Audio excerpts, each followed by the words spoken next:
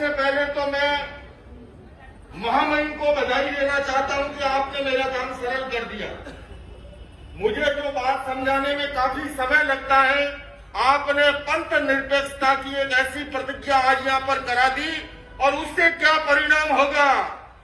जब श्वेतांबर साधु स्थानकवासी मूर्ति पूजक भी आएगा तो दिगंबर उतना ही सम्मान करेंगे, और ऐसा नहीं करेंगे तो जो संपत्ति है उसका भंग हो जाएगा।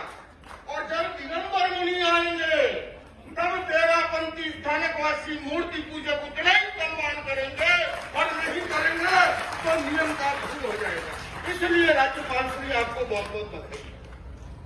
दूसरे में भगवान महावीर के 2550वें वर्ष के अवसर पर यह अहिंसा रथ का शुभारंभ ऐसे समय में हो रहा है।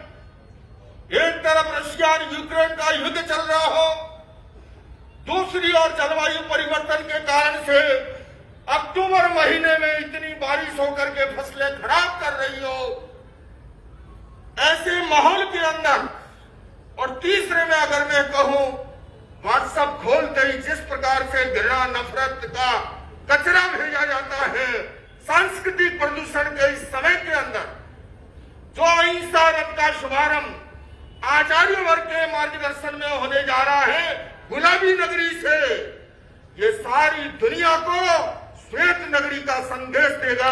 इसलिए मैं आपके चरणों में नमन करता हूं। मैं अधिक लंबा समय लेकर धर्म संकट में न राज्यपाल श्री को डालना चाहूंगा, न आचार्य वर्ग को। आपको शायद नहीं पता है, मेरे जीवन का आज ये सौभाग्य रहा, वो दृश्य आप नहीं देख पाए। मैं आचार्य वर्ग की अगवानी करने गया था, और वहां पर एक महान आचार्यों की संलेखना चल रही है, संथारा चल रहा है, और वो जीवन जीने की कला तो पूरी दुनिया में दिखाई जाती है, किंतु मृत्यु की कला जो है वो केवल जैन धर्म में दिखाई जाती है। और वो समाधि महाराज पीसफुल ढंग से यात्रा संपन्न। और मैं समझता हूं अहिंसा रथ भाई मनिंदर जी, मैं आपको जरूर एक बात कहना चाहता हूं, यूं तो आदमी कहीं फिसल सकता है, किंतु बाथरूम में फिसलने की संभावना सबसे ज्यादा होती है। प्रशंसा के अंदर जो प्रशंसा की जाती है, रथ का बड़े बड़े सभी स्वागत करें, मैं सहमत हूं, पर रथ का मूल उद्देश्य हमारा रहे, हम उन झुकी झोपड़ियों में जाएं, उनके जीवन को बदले इस रथ के माध्यम से, केवल उपदेश खिला करके नहीं, उनके जीवन में परिवर्तन लाने के।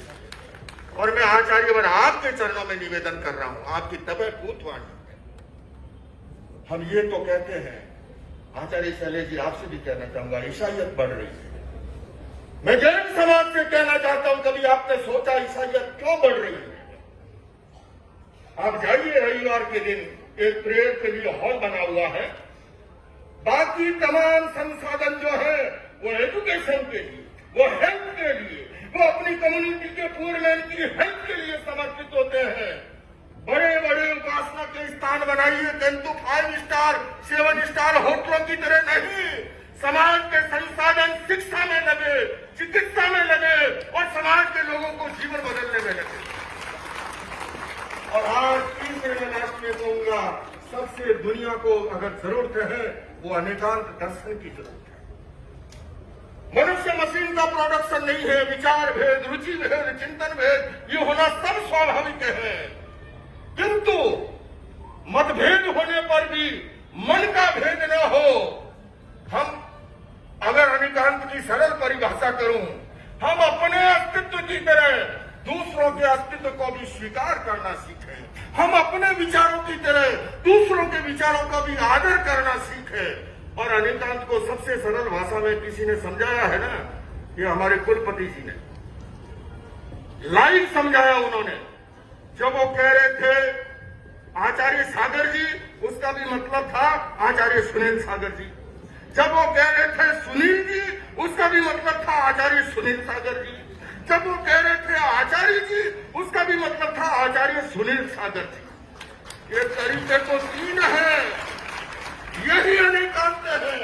मैं कह रहा हूं वही सत्य नहीं है, सामने वाला ही सत्य हो सकता है। और इसलिए अंत में फिर मैं भाई मनिंदर जी को बधाई देता हूं, देवरचंद जी को भी देता हूं, क्योंकि देखिए अनेक प्रकार के दुनिया में बल है, बुद्धि का बल है, श्रम का बल है, धन का भी एक बल है, उसके बिना भी काम नहीं चलता है। आप लोगों ने यज्ञ में जो आहुति दी है, अंत में केवल यही कहूंगा कि आपने जिस तरह से सबको एक मंच पर आमंत्रित किया है, आज आचार्यवर उसी की जरूरत है। और मैं निवेदन कर रहा हूं आपसे भी कि आओ मिलकर बैठे, आपस में बात करें, आओ मिलकर बैठे, आपस में बात करें, 4 कदम ही सही चलने का साथ करें।